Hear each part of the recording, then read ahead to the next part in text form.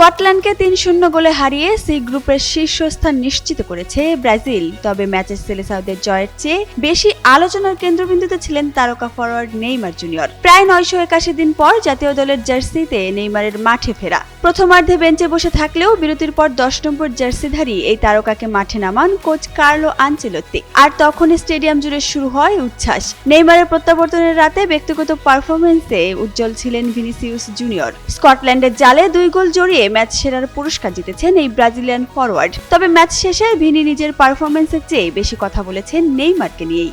Vinicius বিস্তারিত আরো বলেন, নেইমারকে নিয়ে বলতে গেলে এটি আমাদের সবার জন্য গুরুত্বপূর্ণ একটি মুহূর্ত, কারণ আমাদের আদর্শ ফিরে এসেছে। তিনি এমন একজন যিনি সবসময় লড়াই করেছেন এবং এখানে থাকার জন্য নিজের সর্বোচ্চটা দিয়েছেন। আমাদের উঠে দাঁড়াতে হবে। স্পিড সকল অন্যায়ের বিরুদ্ধে রুখে দাঁড়ানোর এনার্জি পার্টনার। এদিকে নিজের পারফরমেন্স নিয়েও ভিনিসিয়াস বলেন, ফুটবলে গোল করা এবং ভালো ম্যাচ খেলা সবসময় গুরুত্বপূর্ণ। প্রথম ৩ ম্যাচে আমি খুব ভালো করতে পেরেছি এবং জাতীয় দলে এই কয়েক বছরে যা শিখেছি সেগুলো সবকিছু আরো ভালোভাবে প্রয়োগ করতে পেরেছি। স্কটল্যান্ডের বিপক্ষে জোড়া গোলের পর এবারের বিশ্বকাপে সবচেয়ে বেশি গোলে সরাসরি অবদান রাখা ফুটবলারদের তালিকায় উঠে এসেছেন ভিনিসিয়াস।